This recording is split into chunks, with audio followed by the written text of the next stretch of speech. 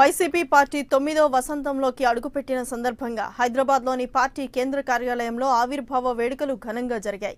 ఆ పార్టీ నేతలు YV Subbareddy cake cut చేయగా ఉమ్మారెడ్డి వెంకటేశ్వర్లు పార్టీ జెండాను ఆవిష్కరించారు. జన హృదయ నేత రాజన్న సిద్ధాంతాలను కొనసాగించాలనే ధ్యేయంతోనే వైసీపీ పార్టీని జగన్ స్థాపించినట్లు ఉమ్మారెడ్డి వెంకటేశ్వర్లు తెలిపారు. గత 5 సంవత్సరాల పరిపాలనలో రాజ్యాంగ ప్రతిష్టను చంద్రబాబు దుర్వినియోగం చేశారని ఉమ్మారెడ్డి మండిపడ్డారు.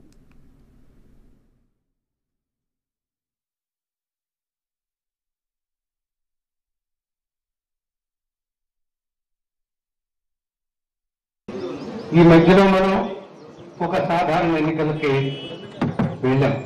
2014లో 2014లో ఎన్నికలు వెళ్ళేటప్పుడు ఆ రోజు అతి స్వల్ప మెజారిటీతో మనం కేవలం 5 లక్షల ఓట్లతో మనం ఓడిపోవడం జరిగింది. అది ఓటమిగా ప్రజలెవరూ భావించట్లా. ఆనాడు ఉన్నటువంటి కొన్ని పరిస్థితుల్లో మనం ఓటమి పాలయ్యామే కానీ రెండోది లేదు. ఈ సందర్భంలో నేను ఒక విషయం మాత్రం మీ అందరికీ దృష్టికి తీసుకురాదలుచుకున్నాను. గత 5 సంవత్సరాల పరిపాలన అంటే బహుశా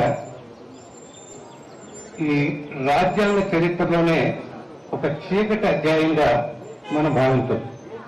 రాజ్యాంగాన్ని ఇంతగా దుర్వినియోగం చేసి రాజ్యాంగ ప్రతిష్టని నేల రాసినటువంటి పరిపాలన ఏదైనా ఉందంటే గత 5 సంవత్సరాలు చంద్రబాబు